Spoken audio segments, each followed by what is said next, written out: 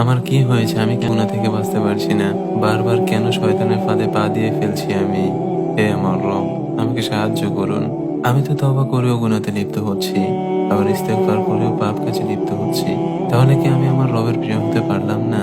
হে সর্বশক্তিমান, আমাকে আপনার ভালোবাসা ও রহমত থেকে বিতাড়িত করবেন না। ইয়া আরহামার রাহিমিন, ইয়া গফুরুর রহিম, আমাকে দয়া করে মাফ করে দিন। আমাকে গোপনে বা প্রকাশ্য গুনাহ থেকে হেফাজত করুন। আমার অতীত এবং বর্তমানের সকল পাপকে ক্ষমা করে দিন।